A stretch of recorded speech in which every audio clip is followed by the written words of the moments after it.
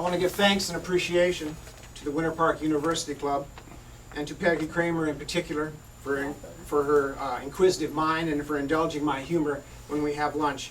The Winter Park Club mission reads, members join for intellectual stimulation, community service, and fellowship by cultivation of educational, artistic, scientific, philanthropic, literary, and historic interests. Isn't that a mission we can all relate to? It's a worthy statement. I'm going to hold up now my old membership card, which I was a member here in the late 80s, and I plan on rejoining the University Club in 2015, and encourage all those in attendance who are not members to consider doing so. I would now like to single out some folks here today. My brother, Uncle Stevie, has been a lifelong compadre and inspiration. His love and loyalty is unquestioned. My daughter Jocelyn has been the most surprising joy in my life. I would definitely not be the man I am today but for her presence in my life, and I welcome her husband, David Williamson, newly married, into the family. Lewis Hughes, who sits in the back with the hat on, was my boss at Winter Park Memorial Hospital, hiring me in 1986. He also served on the board for the Habitat for Humanity of Orlando when I was executive director of that organization. He's had my back on a number of occasions, and he's one of the kindest, gentlest men I have ever known, and I love the man. Dr. Elliot Mausner is somewhere in the room. He's become a joy in my life.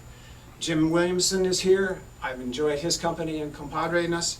Mark and Janet Lyon are in the room. Beverly Aylen, where's Beverly? Beverly's here. Stand up. Beverly needs to get some recognition. She's a Winter Park Maitland artist, and she's going up to Washington, D.C. to receive some national recognition for her art, and we're extremely pleased that you're here today with us. Congratulations. Thank you for all giving meaning to my life. A final heads up and kudos to the Winter Park Observer. In 1988, while working at Winter Park Hospital, the then executive director of Creole called and said their weekly newspaper was starting up in Winter Park and they were looking for writers.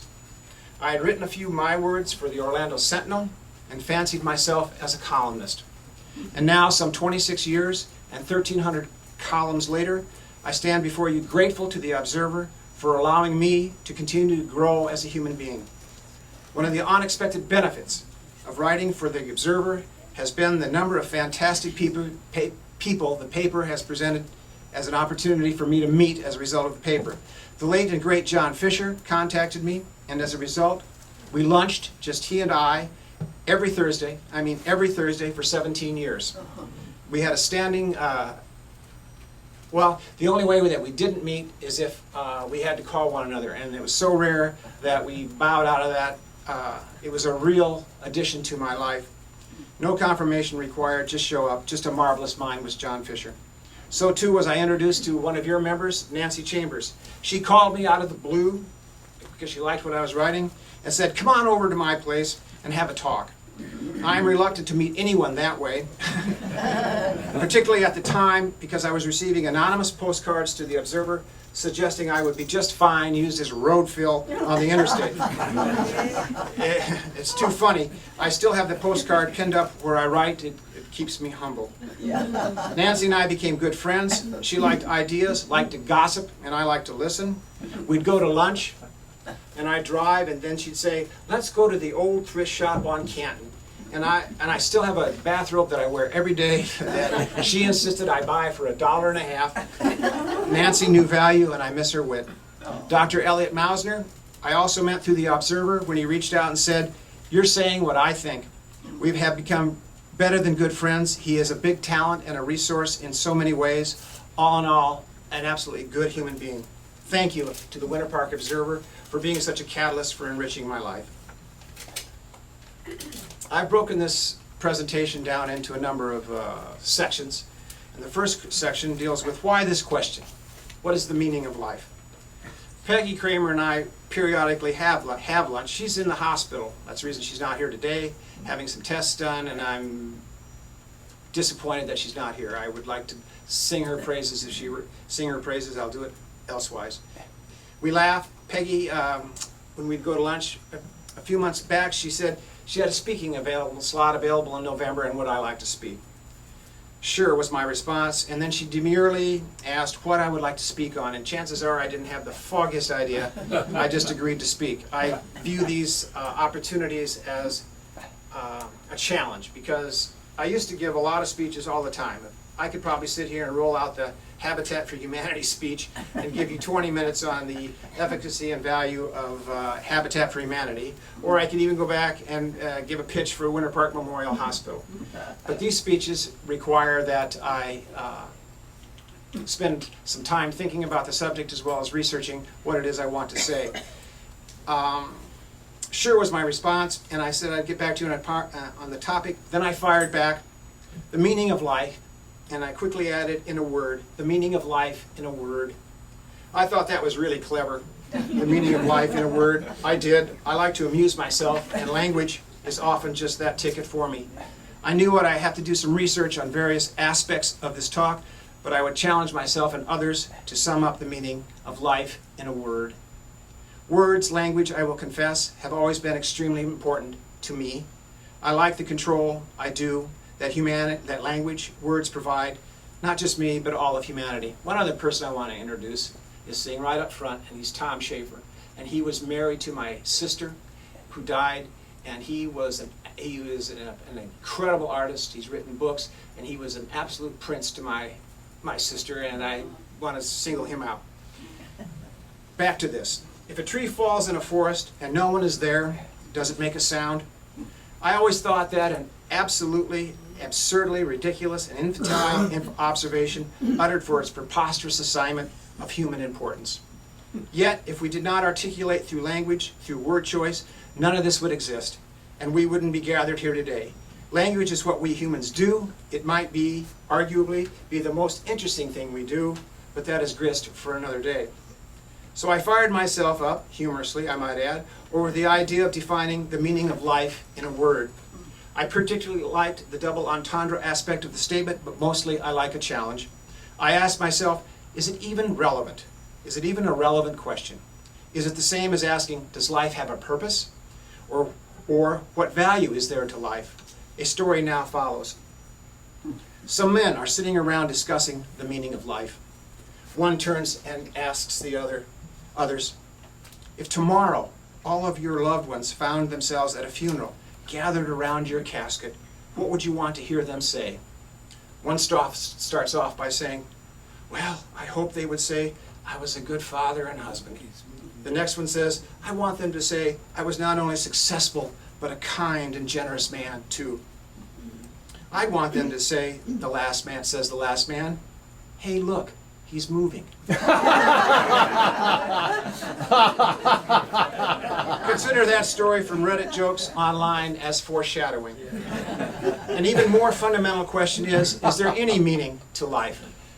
And is this question of greater importance or more interesting than asking, is there a God? Or what constitutes the good life? Initially, this speech was titled, The Meaning of Life in a Word, a call for the meaning to be summed up in one word. Time permitting, at the end of my speech, I would very much enjoy hearing what some of your ideas are on the subject. Word. Explanations for meaning of life. I cannot imagine anyone sitting in this room not asking many times in her life, what is the meaning of life? And in some context of that question, is this it? I'm now going to offer several broad categories of the human experience where the question is an integral part of the conversation. One final observation. I do not imagine that much of anything I expound on today will be particularly new or novel. There are a lot of bright minds here, and most, if not all, have considered the topic in depth themselves. I offer one perspective on a universal question, and I want to go back to that. I offer one perspective, and it's just mine. The religious explanations for the meaning of life. I thought I'd begin with what many consider the natural provenance for such a topic, namely religion. But I will have more on the aspect of religion in another section on my speech. Out of a sense of balance, I thought I'd start off with Hinduism. And I got the information on Hinduism from a website called religionfacts.com. In Hinduism, there is not just one purpose of human life, but four. Dharma, you folks know all this. Dharma, fulfilling one's purpose. The Sanskrit word dharma means many things, including law, teaching, and religion. In this context, it means one's destiny or purpose. Artha, prosperity. Artha is a prosperity or success in worldly pursuits, although the ultimate goal of Hinduism is enlightenment. The pursuit of wealth and prosperity is regarded as an appropriate pursuit of the householder. It is also ensures social order, for there would be no society if everyone renunciated worldly life to meditate. But while Hindus are encouraged to make money, it must be within the bounds of Dharma. Kama, this is the third aspect of the Hindu religion. Kama, K-A-M-A, desire, sexuality, enjoyment. Kama in Sanskrit means desire, primarily refers to romantic love and sexual pleasure, though it can refer to desire in general. Like Artha, Kama is seen as an appropriate pursuit of the householder. Moksha, enlightenment. The ultimate goal of every Hindu's life is moksha, which can be understood in a variety of ways. Liberation from rebirth, enlightenment, self-realization, or the union with God. This is considered to be the highest purpose of life, although very few actually achieve it in a single lifetime. We all know that you can keep going in Hinduism for a long time. And there's a variety of paths to obtain it.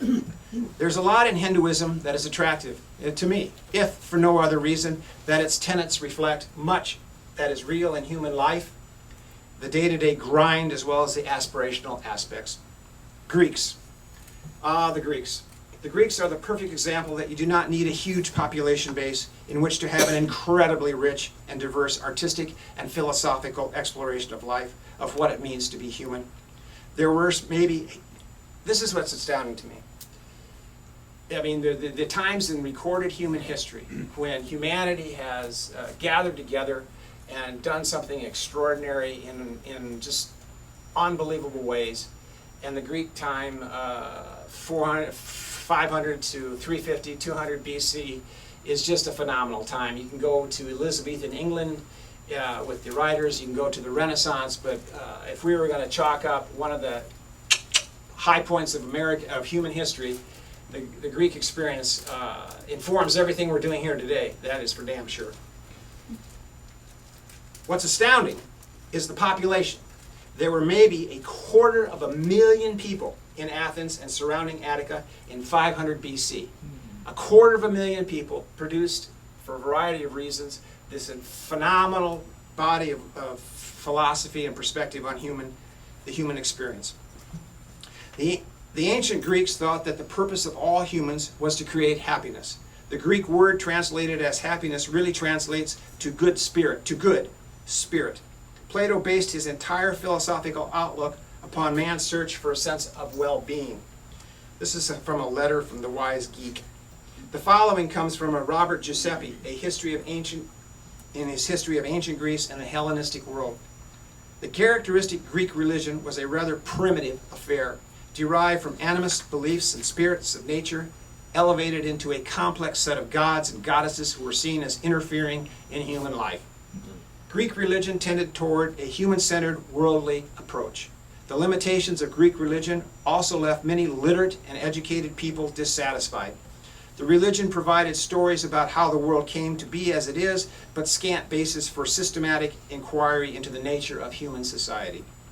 The idea of philosophy separate from official religion, though not necessarily hostile to it, also encouraged considerable emphasis on the powers of human thought. Look at the schools of thought, of philosophy, of the words that still resonate with us today. Epicureanism, Stoicism, skepticism, cynicism. All this comes from the part on the Greeks. I've lifted generously from a website called Religion Facts. Epicureanism is something that's fascinated me for probably 2 decades. There's just a delightful book out, won the Pulitzer Prize for History a couple of years back, that deals with the discovery in the about 1400 of a text that was a poem that was based on Epicurus and his beliefs, and it changed the course of, according to this author, Western thought. Thomas Jefferson had 7 copies of this particular book in his library, all marked up, and he had it in Greek and a number of different languages. He was an exceptional man. Epicurus was born in 341 BC in the Athenian colony of Samos. In 307 or 36 BC, he settled in Athens, where he bought a house with a garden. Here he gathered a group of disciples and taught a place called, and he called it the philosophy of the garden. And he was an extremely unusual man. He allowed prostitutes, he allowed slaves, it was just a gathering of kindred spirits, and they placed a premium on friendship and supporting of one another.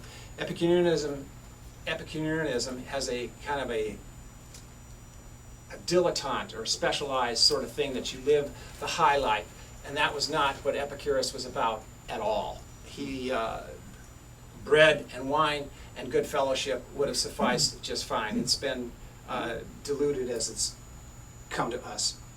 He had an expression over his garden wall, and it says, "Stranger, here you will do well to tarry.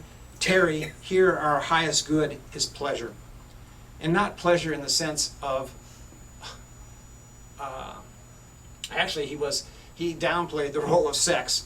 He thought it was a distraction, and that while it might be very pleasurable for the second, the leading up to it and the results of it, it caused people their lives not to be so rich as a result, but he acknowledged it. Epicurus, in a nutshell, said, "Nothing to fear in God, nothing to feel in death. Good can be attained, and evil can be endured." Here's a quote on death. "Death, the most frightening of bad things, is nothing to us, since when we exist, death is not yet present, and when death is present, then we do not exist." Kind of sums it up. "We must exercise ourselves," another quote, "in the things which bring happiness, since if that be we must exercise ourselves in the things which bring happiness, since if that be present, we have everything, and if that be absent, all our actions are directed towards attaining it." That's a letter that Epicurus wrote to a colleague. The highest good in Epicureanism is tranquility, derived from the absence of agitation, which he felt sex was an agitation.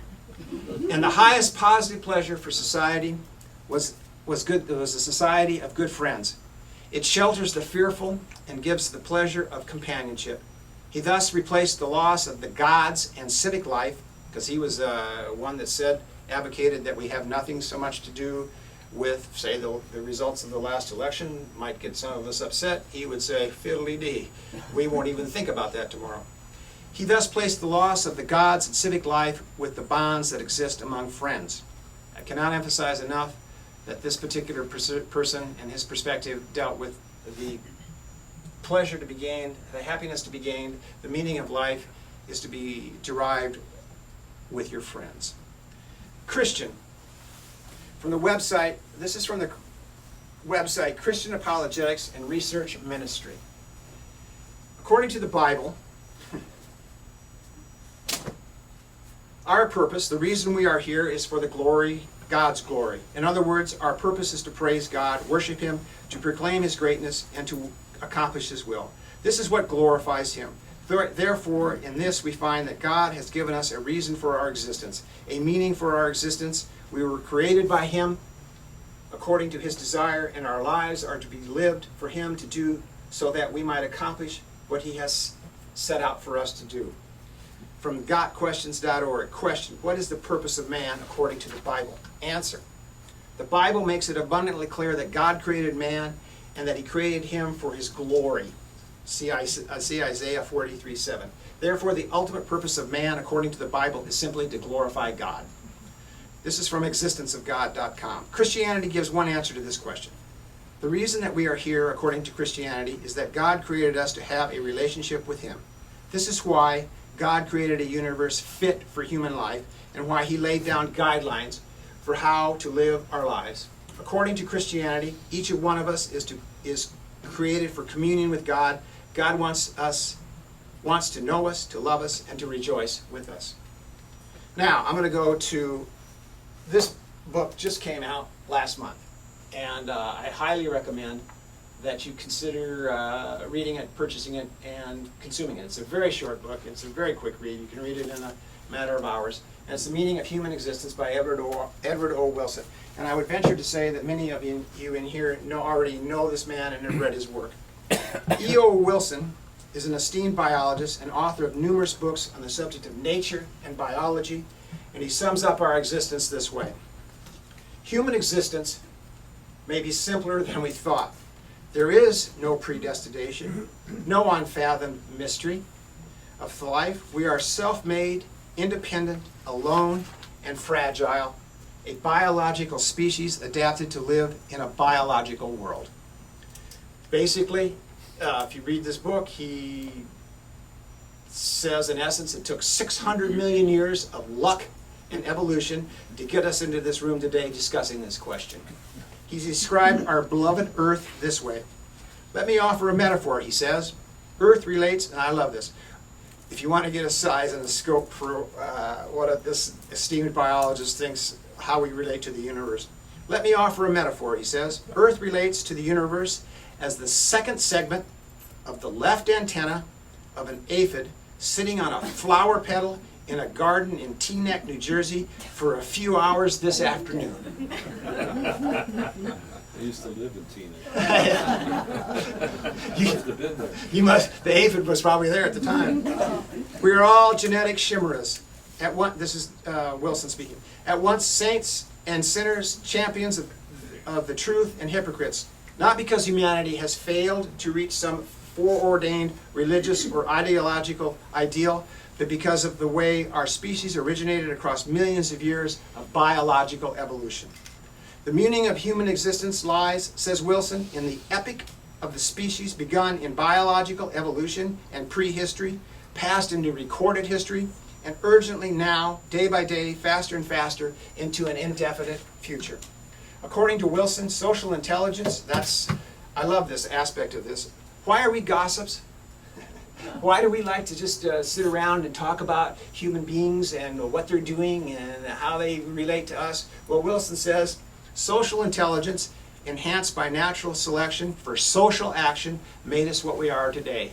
We are genetically here today as a result of our social interactions with other previous iterations of humanity, and we shouldn't deplore gossip. It's part of what we are.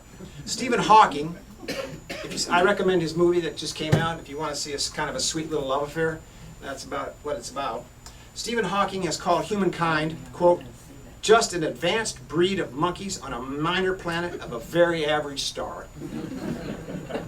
I will now read what my sister, St. Sandra of New Mexico, wrote on the subject, and it corresponds to Wilson's perception of humanity. This is for you, Sandra.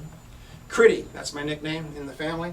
Critty, you said no science, no biology. I wanted, my challenge to my sister was, when I communicated with her, I said I wanted it in a word, and she sends me an incredible text. And I'm going to read two parts of it today, this part here and another part at the end. Critty, you said no science or biology, but all of this is inextricably entwined, connected, unified, one thing. Anything we believe without the support of science is faith.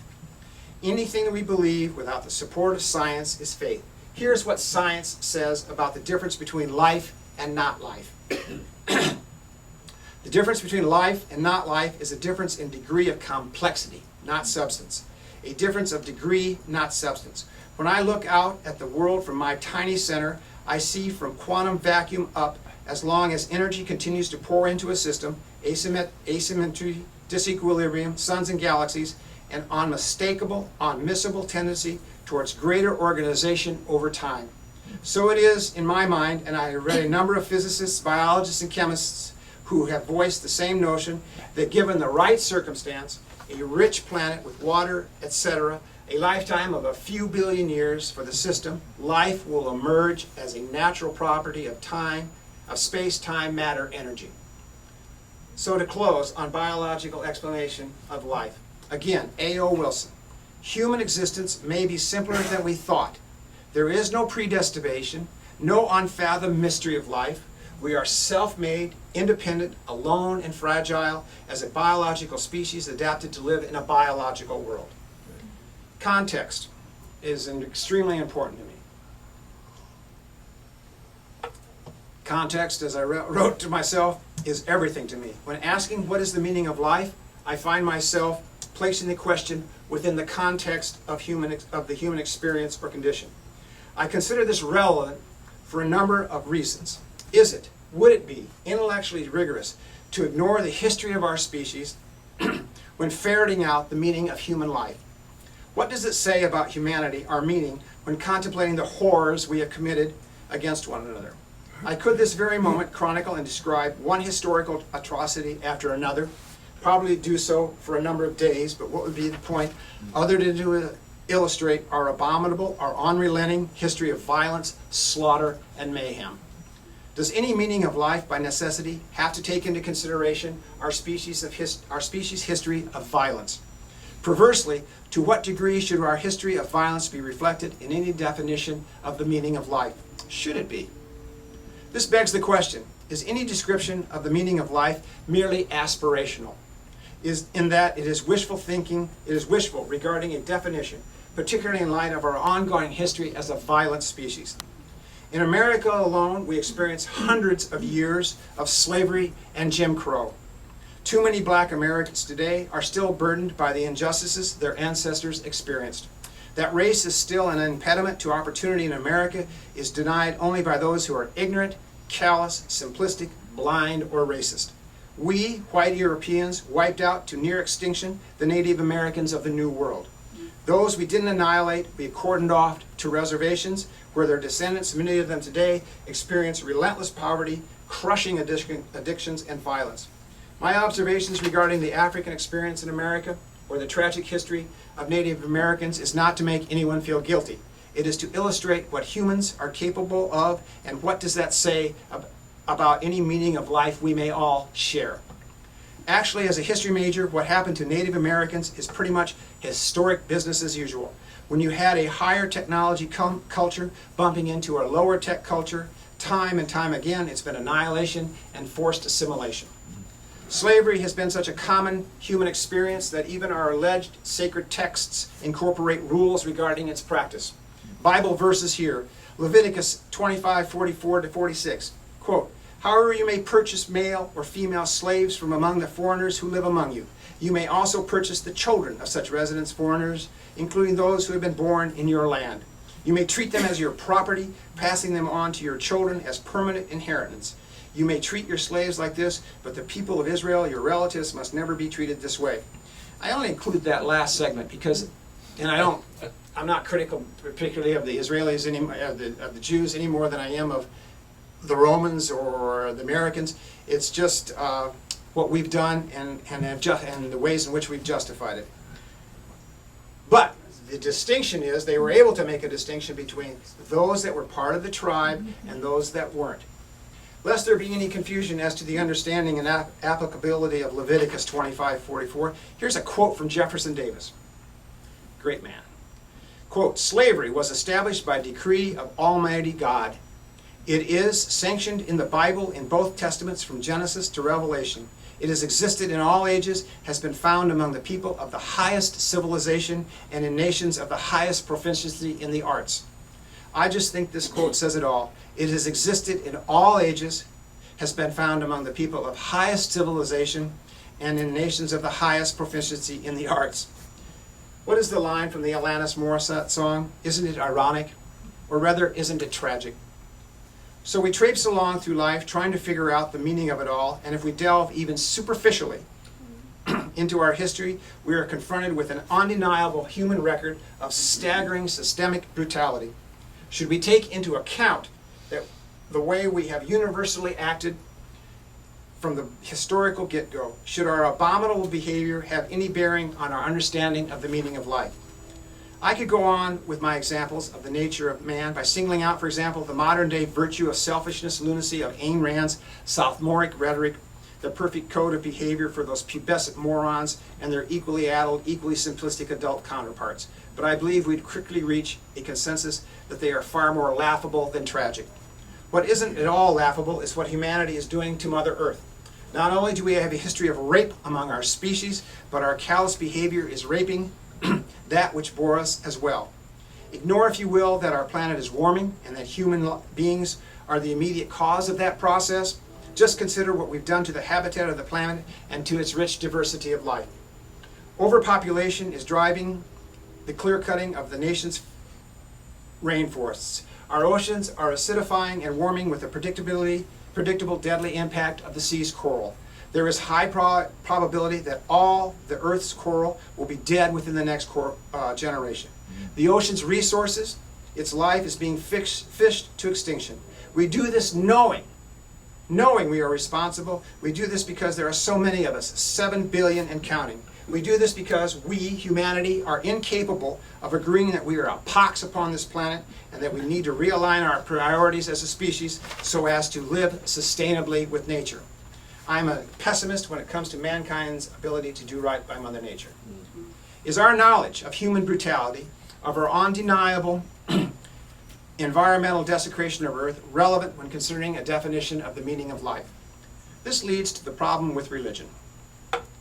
In what context should we consider religion and the meaning of life? Earlier, I briefly discussed meaning of life definitions from the perspective of religion.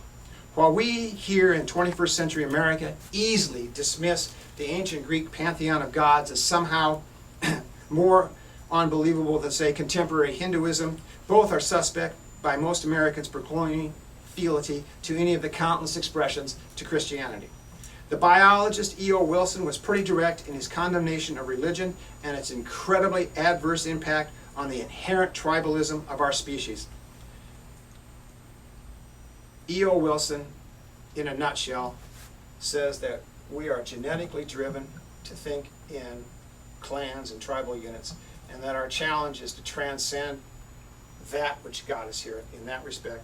Someone, such as myself, someone who is now going to roundly criticize religion as a pox upon mankind, must first grant to the believer the comfort that faith gives to confront the sorrowful challenges of life. Combine that with the sense of community, and you have the two primary arguments for religion.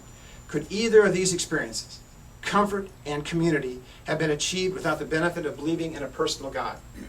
I challenge anyone in this room to identify a more historically cruel instrument of terror than mankind's embrace of religion and the one true God.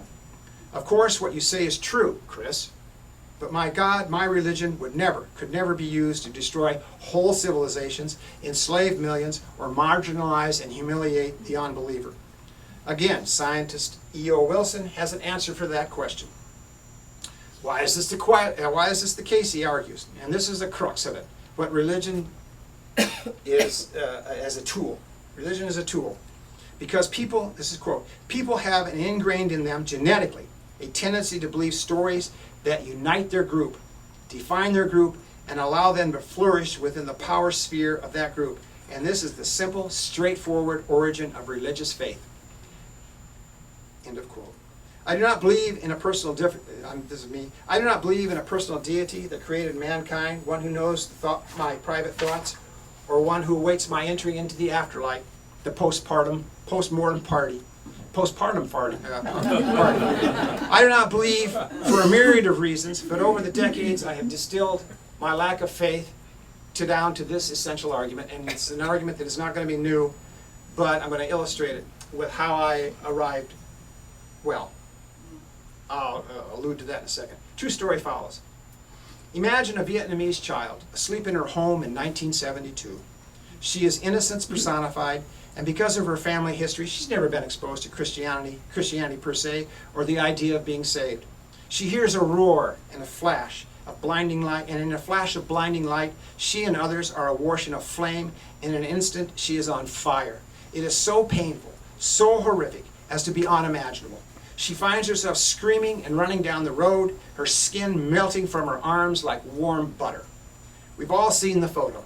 It won the Pulitzer for AP's Nick Ute and was selected the World Press Photo of the Year 1972. Just seconds before, a South Vietnamese pilot had mistakenly dropped napalm in her area in an effort to roust out the Viet Cong. And this child, innocence exemplified, is the casualty along with her dead cousins. I was doing research on this, and they released the President Nixon's audio tapes, and he's on record talking with H.R. Haldeman, and they're talking about this photo, and he says, I'm wondering if that was fixed. Isn't that a hoot? Now the question that no religious person can satisfactorily answer for me is why?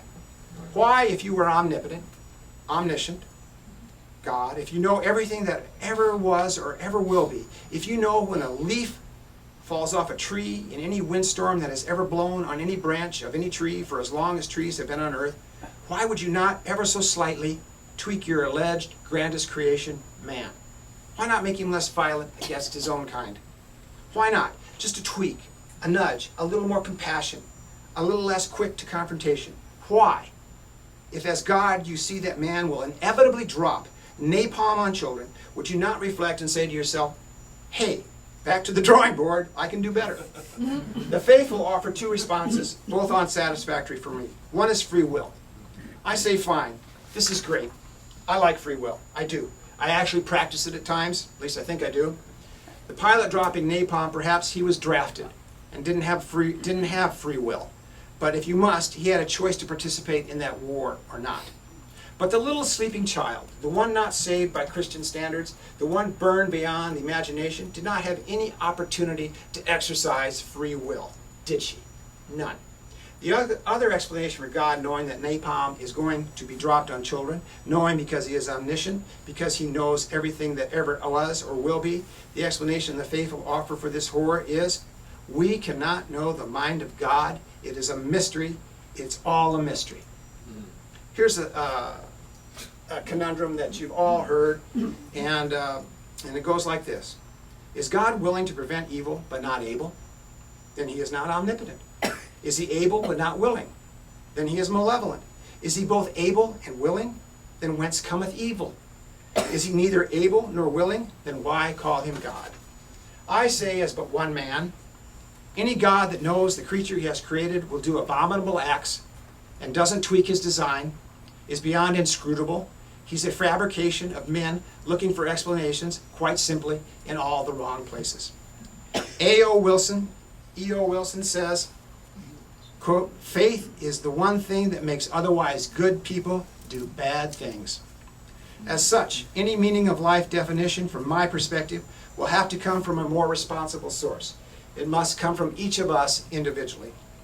A story now follows compliments of Thomas Cathcart and Daniel Klein from their book, From Plato and a Platypus Walk into a Bar. A seeker has heard that the wisest guru in all India lives atop India's highest mountain. So the seeker treks over hill in Delhi until he reaches the fabled mountain. It's incredibly steep, and more than once he slips and falls. By the time he reaches the top, he is full of cuts and bruises, but there is the guru sitting cross-legged in front of the cave. Oh, wise one, the seeker says, I have come to you to ask, what is the secret of life? What is it? Ah, yes, the secret of life, the guru says. The secret of life is a teacup. A teacup? I came all the way up here to find the meaning of life, and you tell me it's a teacup? The guru shrugs. So maybe it isn't a teacup. So is there a meaning of life? And how then is that determined? I have a number of quotes I will now offer. Every time I find the meaning of life, they change it. Reinhold Niebuhr. The purpose of life is to stay alive. Watch any animal in nature. All it tries to do is stay alive. It doesn't care about beliefs or philosophy. Whenever any animal's behavior puts it out of touch with the realities of existence, it becomes extinct. Michael Crichton. Henry Miller said, life has to be given a meaning because the obvious fact is that it has no meaning. I don't think there is ever any objective meaning to life. This is compliments of your esteemed Dr. Jim Williamson, who actually did meet my assignment of getting something down to one word. And this is a quote from Dr. Jim. I don't think there is any objective meaning to life. Each individual has to engage in pursuits that he or she thinks are meaningful or that others recognize as meaningful. One word, the meaning of life is subjective. Our good doctor. Jim Williamson summed it up nicely, that subjectivity is the answer. At least in part it is for me. I am in complete agreement then with what mythologist, one of my favorite guys, Joseph Campbell said. Life has no meaning. Each of us has meaning, and we bring it to life. It is a waste of time to be asking the question when you are the answer. I ask myself, does meaning of life evolve as we age? Of course it does. It's called wisdom, one hopes. Significant influences that shape my perspective. My influences are no doubt unique to me, of course, but not so out of the norm as to be particularly extraordinary. Everyone in here has an equally unique set of circumstances that form them, their perspective, and their meaning of life. I grew up extremely advantaged in that I had highly educated parents who placed a premium on loving their children. They fostered and advocated reading, creativity, tenacity, and loyalty. That language, words were a premium in our household, is humorously illustrated by my father keeping a dictionary by his outside reading chair. The right word in the right context, deftly played, was appreciated, was valued. I grew up in an atheist's home, so I was not, as I would describe it, burdened with the perversity of original sin or the malarkey of thinking that there is life after death. I grew up witnessing my parents' struggles with the challenges of marriage, meaningful work, ambition, and compromise. I saw generosity and sacrifice. I saw sorrow and disappointment. I experienced unequivocal love and support from all my family members and have all my life. My parents were unsurpassed in creating loyalty and love between siblings and into the family unit. My father on more than one occasion said, quote, "There are Jepsons and then there is the rest of humanity." There was only one team, and that was Team Jepson, and by implication the entire extended Jepson clan. My father's belief in family as a fundamental unit validates E.O. Wilson's assertion that the instinctual force of tribalism is strong in human beings. And I must add that it must start at the family level. I was fortunate to have been born the youngest of 4 children. I did not experience the same father during the early years of growing up that my brother, the first child, did. My brother said that our sister Susan being born saved his life because my father's focus now shifted a bit. Aside, the gift one generation can give the next is to let go of shop-worn ideas and old ways. For example, a father letting go of the way he was raised. My grandfather had been a martinet, and my father thought that what he experienced was the way to raise and discipline children. He once, in the mid-1970s, apologetically teared up describing his unreasonable behavior in the 1940s. I greatly admired him for that acknowledgement. My mother was an exceptional, accomplished woman, elected on 2 different Midwest universities, 2 years running as the most beautiful woman on campus.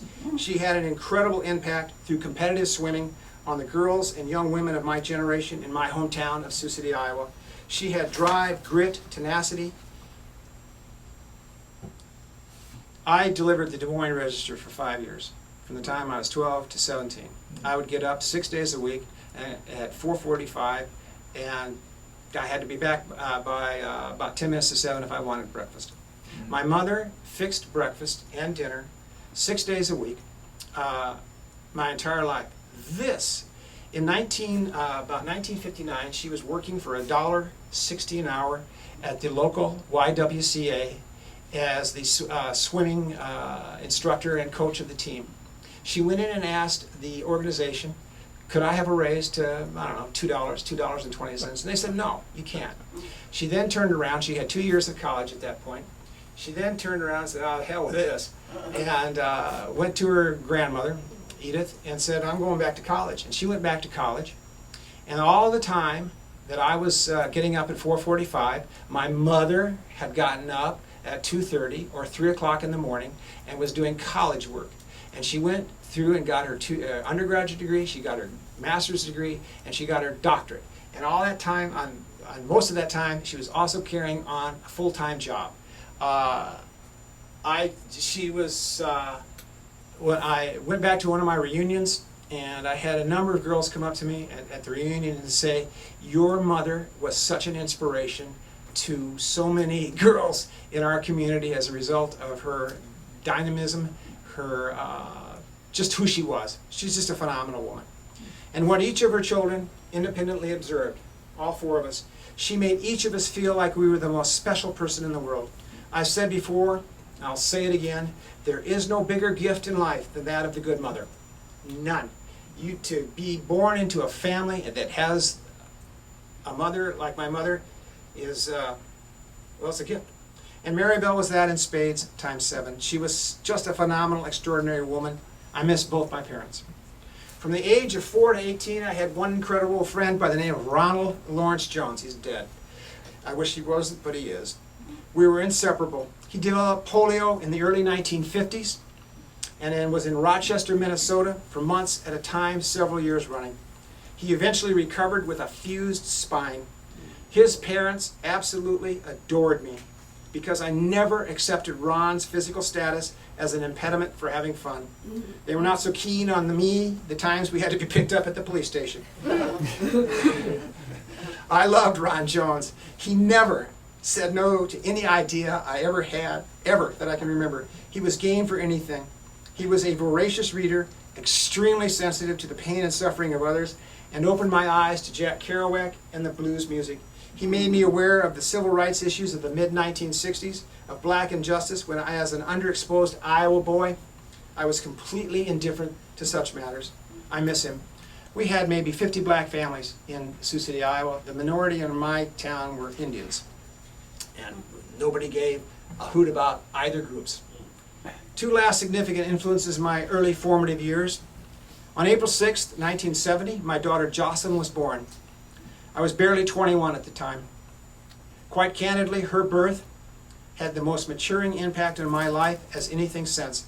She was an unexpected event, and in a very short time, I came to the realization that none of us asked to be born, none of us have any say who we are born to, none of us have any control at all as to the circumstances of our early existence. I've said many times to my darling daughter, we grew up together, and we did. For the first 4 years of her life, while I was finishing college and graduate school, I had daytime responsibility for her. Looking back, it was just a marvelous time of personal growth for both of us. Both our minds expanded exponentially. She was and continues to be a remarkable gift. She earned the indoor-outdoor record as the best daughter of all time. I have 3 children, and each in their own way have immeasurably enriched my life. I am extremely grateful. I now acknowledge someone who has been with me a long, long, long time. Over 45 years, I have been married to Deborah Jane Jepson. A marriage of that length is many marriages in reality. Anybody that's been married that long knows that is the truth. When you start out so young, you either grow together, as they say, or you grow apart. You either accept who the other person is, or, well, we all know the rest of that line. Deborah is my equal, my superior in many respects. That who I am today and how I approach my life and how I determine what is and what is not important is due in no small measure to her perspective and wisdom. She has counseled me, actually, I was saying more than cautioned me, she's counseled me, cautioned me to be more tolerant, accepting, and forgiving. Our affection and respect for one another has been one of life's fortuitous blessings, and all of us here know the work necessary for blessings to occur. Her one word summation of the meaning of life was relationships. So all of us here have similar yet different histories and perspectives that drive our understanding of the world and our place in it. Let me repeat an opinion from Joseph Campbell. Life has no meaning. Each of us has meaning, and we bring it to life. You are the answer. In closing, I have several perspectives to share regarding the meaning of life. Christopher Hitchens opined, quote, "A life that partakes even a little of friendship, love, irony, humor, parenthood, literature, and music, and the chance to take part in battles for the liberation of others cannot be called meaningless. Except if the person living," he had to put this in here, "except if the person living is also an existentialist and elects to call it so. It could be that all existence is a pointless joke. Could be. But it is not, in fact, possible to live one's everyday life as if this were so." I agree with Hitchens' perspective. My sister earlier wrote about the scientific approach to the meaning of life, but I want to now share how she sees the world because of the sheer beauty of her perspective. You recall she said that a rich planet such as Earth would water, etc. in time. And, quote, starting now, given enough time, billions of years, self-awareness and intelligence will also emerge. I see these as entirely natural tendencies of space-time, matter, and energy. She runs all those words together. Space-time, matter, and energy itself. Life and consciousness are something the universe is doing. Why? And then she puts in big print, not science now, not science now. This is just the way this is her opinion. My gut, bone, and skin and brain response to this, I just love this. My gut, bone, skin, and brain, this is for you, Senator, response to this natural tendency towards organization and complexity is we are the universe being aware of itself. Though to my utter astonishment lately, I've read a number of my favorite guys, she reads a lot on scientists, writing similar things. The only thing being asked of us is observation and participation. The participation part is pretty much an obligation. Life is an imperative given for the most of us our huge knee-jerk, automatic, quantum deep resistance to non-existence. Resistance to non-existence. I experience my existence as a staggeringly extravagant, way, with lots of Y's, way over the top loving invitation to participate and observe. Moment by moment, space, time, energy, and matter unfurl before my astonished senses, dripping rain, dew, stars, and galaxies like diamonds spilling roses, sky and oceans like rubies and sapphires. Moment by moment, space, time, energy, matter covers the earth in a garment more beautiful than emeralds and gold, and the eyes of all human beings and all living things on earth shine back at us, living starlight. The universe unfurls before my dazzled eyes like the giant peacock's tail unfolding, shivering and shimmering. Look at me, so beautiful and terrible in its extravagant, exquisite, horrible extravagance. My purpose is wonder and delight. My meaning is this is my sister speaking. My purpose is wonder and delight. My meaning is wonder and delight. Wonder and delight, too, are imperatives. I know I might not feel this positively had I lived a less fortunate life. However, I also know there are many who have lived lives of deep hardship, pain, challenges, defeat, and desolation, who yet still share these feelings. That's my sister's perspective. Is that an ace to have in your pocket, a sister who can think and write like that? What is the meaning of life? I started taking notes in September. On September 9th, I was trying to meet what Dr. Jim was trying to do, evolution. I came up with, I made copious notes that evolution is the meaning of life. On 9/17, it was party panties on 110th Street or under a stairwell. On deals with the erotic aspect of life. On September 23rd, it was you. I spent a few hours and I came to the conclusion that it's ironic because here I am speaking, but most of the time I like to really listen and observe and hear what people have to say, and you have to have that exchange. It's all about you. To me, the meaning of life is the relationship I have with many in this room. I've identified a number of them. It's about friendship and love and beauty and grace. I wrote the following a number of years back that pretty much sums it up for me. It is entitled, What? No Par. This was in the Observer. I wonder a bit about those claiming they don't keep score. Not so much in the win-loss column, but in some reflective, total scheme of life manner. What we all have is time. Some assert that if we live a particular way or believe a particular notion, that time is endless. No matter how appealing that idea, I cannot subscribe. As much as our emotions may desire, our bodies and minds will deny. Consciousness is temporary, fleeting, and far too short. We're all on track, birth to death, so keeping score ought to be a relatively straightforward process. But we are not issued. We are not born with a helpful scorecard. We tee up for the 18 holes of life and soon discover there is no par. Wouldn't it be far easier if each of us was born tightly clutching a tiny scorecard in his or her little hand? Birth would be our first hazard, and no matter how well we shot the rapids, Mom would deliver our first score. So we trek through life, frequently without a clue, not only looking for meaning, but searching for the way to live as well. Most of us come to grips, denial, acceptance, with the transitory nature of our existence.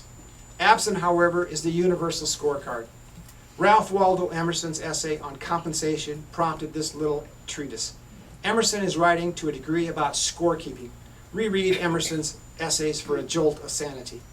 I believe time is a river that for a while we travel. By what benchmark do we evaluate that journey? By our physical possessions, what we have accumulated, our knowledge, our effort, our passions, by compensation, or by any meaning we simply give it, our lives. How am I doing, Coach? Compared to what? One of the misfortunes, the sadness of human life, is our apparent need to compare ourselves with or to others. We are so wrapped up in keeping up with the Joneses, not only in material possessions, but we unthinkingly adopt their shop-worn ideas and absurd values as well. Tragically and comically, we track our lives on someone else's scorecard. We are born with a song in our hearts that is unique and distinctive. We are. Some of us sing early, some of us sing late, some of us never sing, and some of us have their song beaten out of them. For the most part, we write our own scores, and for some, it's 3 strikes and you're out, and for others, it's an ode to joy. We are born like water poured into a tea kettle, and as we boil along and vapor away, we sing our songs. We do, however, pick the song we sing.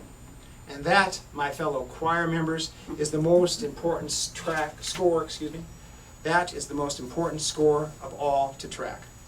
I now close with a few lines from a score by William Wordsworth, and it's from Intimations of Immortality from Recollections of an Early Childhood. What though the radiance which was once so bright be now forever taken from my sight, though nothing can bring back the hour of splendor in the grass, of glory in the flower, we will grieve not, rather find strength in what remains behind, in the primal sympathy which having been must ever be, in the soothing thoughts that spring out of human suffering, in the faith that looks through death, in years that bring the philosophic mind. That was William Wordsworth, and I like it. Last words. I didn't get it down to one word. The meaning of life is to make the most of it. Thank you.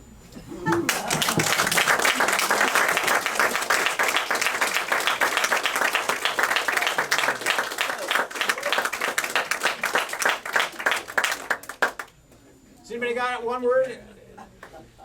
Evolution is what I came up with. Oh, good for you. Perspective is what I came up It's the name of my column.